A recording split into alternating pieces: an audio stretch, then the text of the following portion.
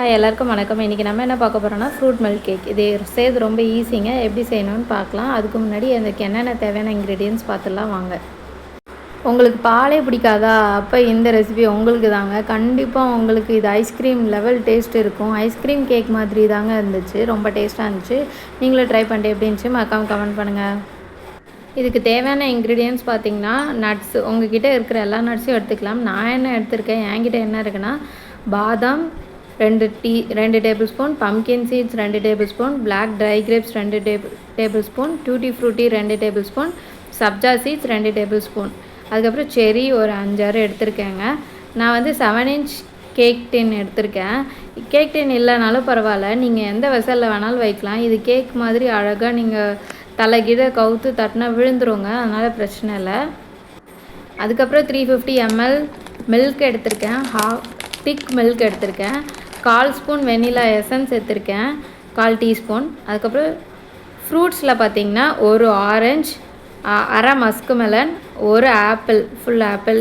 இதாங்க எங்கள் வீட்டில் நான் செய்கிற அன்றைக்கி இருந்துச்சு, அதனால் இதே எடுத்துக்கிட்டேன். அதுக்கப்புறம் கண்டென்ஸ் மில்க்கு ஒரு 50 ml. உங்களுக்கு தேவைப்பட்டால் நீங்கள் கடையில் வாங்கிக்கோங்க. வீட்டில் இருந்தால் கடையில் வாங்கினது மில்க் மேட் அந்த மாதிரி வச்சுருந்திங்கன்னா அதை யூஸ் பண்ணிக்கோங்க. அப்படி இல்லாட்டி வீட்டில் நீங்களே செஞ்சிடலாங்க. ஒன்றும் இல்லைங்க, 100 ml பால் 100 ml 200 ml பாலில் வந்துட்டு நீங்கள் சுகரு 4 ஸ்பூன் சுகர் ஆட் பண்ணி நல்லா கொஞ்சம் திக்காகிற வரைக்கும் பாலை நீங்கள் நல்லா கரண்டியால் கிண்டி விட்டுகிட்டே இருந்தீங்கன்னா, பால் பொங்காமல் பார்த்து பக்கத்துலேயே இருந்து இதை பண்ணிக்கிட்டே இருந்தீங்கன்னா கொஞ்சம் திக்காக ஒரு கண்டென்ஸ் மில்க் அடிச்சிடுங்க. ஒரு 50 mlக்கு நான் இப்படி தான் பண்ணேன். அதனால் திக்கானதுக்கப்புறம் அதை தனியாக எடுத்து ஃப்ரிட்ஜில் வச்சுட்டேங்க.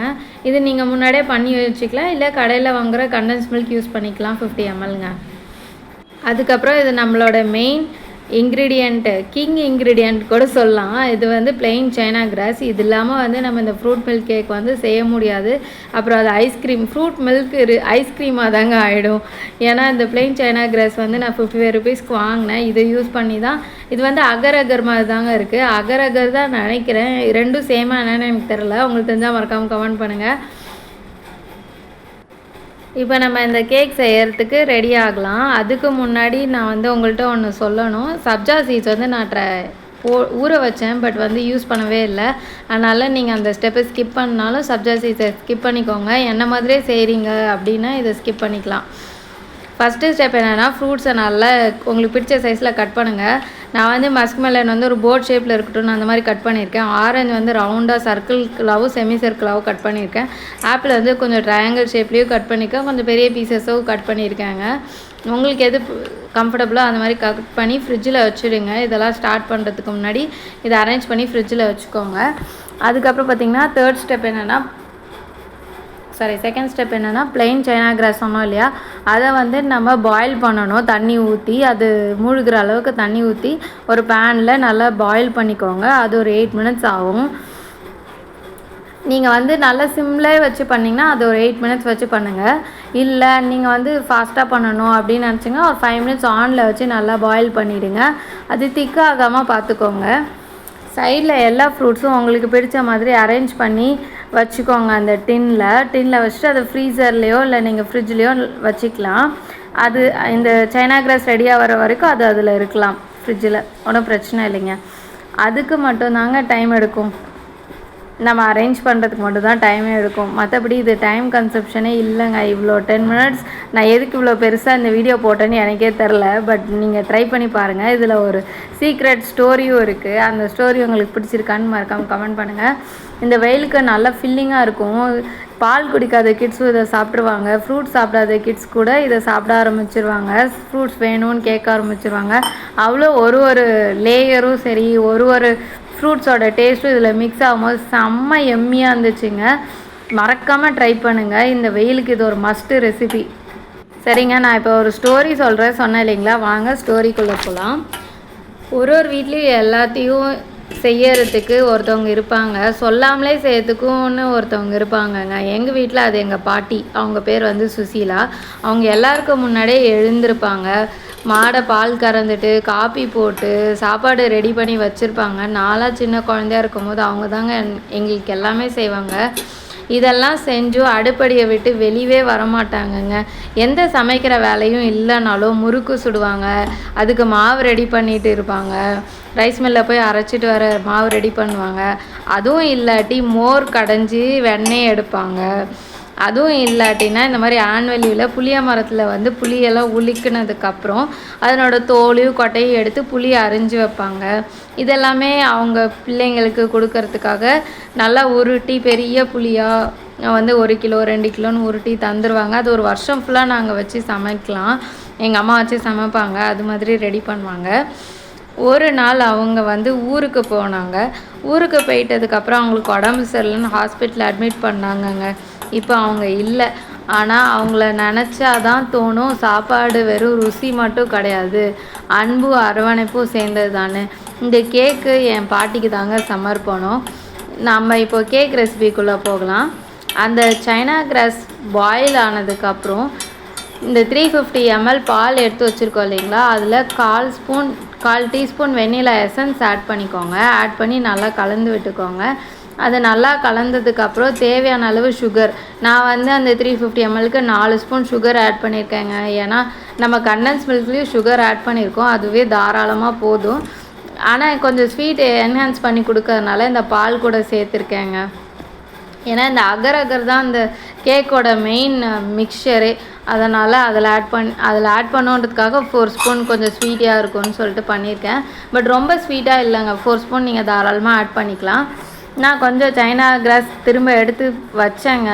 வச்சாலும் அது வேஸ்ட்டு தான் போல் அப்படின்னு சொல்லிட்டு அதையும் சேர்த்து ஆட் பண்ணிட்டேன். அந்த சைனா கிராஸ் பாயில் ஆனதுக்கப்புறம் இந்த மில்க் ஆட் பண்ணிவிட்டு ஒரு மிக்ஸ் பண்ணுங்கள்.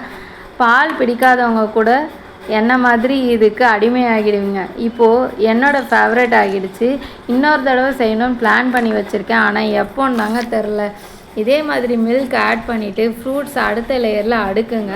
இந்த அகர் பாலில் ஆட் பண்ணதுக்கப்புறம் அந்த பாலில் வந்து கண்டன்ஸ் மில்க்கும் ஆட் பண்ணிட்டீங்கல்ல, அதை நல்லா ஒரு மிக்ஸ் பண்ணிவிட்டு நீங்கள் வந்து இதை லேயராக ஊற்றி அதுக்கப்புறமா நீங்கள் ஃப்ரூட்ஸையும் ஆட் பண்ணிக்கிட்டே வாங்க. இது லேயராக ஊற்றுறதுக்குள்ளே இது கட்டியாகாமல் பார்த்துக்கோங்க. நான் வந்து சிம்லேயே வச்சதுனால எனக்கு ஒன்றும் ஆகலை. இன்னொன்று வந்து அதில் பேப்பர் அந்த ஜெல் மாதிரி உங்களுக்கு தெரியும் பாருங்கள். நான் இப்போ எடுத்து அந்த ஃப்ரூட்ஸ் மேலே ஊற்றும் போது நீங்கள் இப்போ தெரியுதுங்களா, இந்த மாதிரி ஒரு பேப்பர் மாதிரி தெரியுதா, ஜெல் மாதிரி. இந்த மாதிரி இருந்தால் கூட ஓகே தாங்க, அது சீக்கிரம் கட்டி ஆகிடுது. நீங்கள் திக்காகாமல் மட்டும் பார்த்துக்கோங்க. திக்காகிடுச்சுன்னா உங்களுக்கு கேக் கன்சிஸ்டன்சியே வராது. ஆனால் ஒரு நல்ல சிம்லே வச்சு நீங்கள் அதை பாயில் மட்டும் பண்ணிக்கோங்க. இதுக்கு கன்சிஸ்டன்சி ரொம்ப இம்பார்ட்டன்ட்ங்க. அதனால தான் திரும்ப இதை நான் ரிப்பீட் பண்ணுறேன். இந்த மாதிரி நீங்கள் லேயராக ஊற்றுனதுக்கப்புறமா அடுத்தடுத்து ஃப்ரூட்ஸ் நீங்கள் அடுக்கிட்டிங்கன்னா செம்ம டேஸ்ட்டாக இருக்குங்க. எல்லா ஃப்ரூட்ஸும் மிக்சராக இருக்கும் போது நமக்கு ஸ்வீட்னஸும் இருக்கும் போது வெண்ணிலா எசன்ஸோடு சேர்ந்து சாப்பிடும்போது செம்மையாக இருந்துச்சு. இந்த மாதிரி லேயராக அடிக்கிட்டு ஒரு 2 hours நீங்கள் அப்படியே விட்டுட்டு, கூல் வேணாம் உங்களுக்கு ஃப்ரிட்ஜில் வச்சா ஒத்துக்காது, அப்படி ஐஸ் கேக் மாதிரி இருக்கும், உங்களுக்கு வேணான்னு நினச்சிங்கன்னா அப்படியே நீங்கள் விட்டுறலாம். நான் வந்து ஒரு 2 hours ஃப்ரிட்ஜில் வச்சு எடுத்தேங்க, எனக்கு இந்த மாதிரி வந்துச்சு.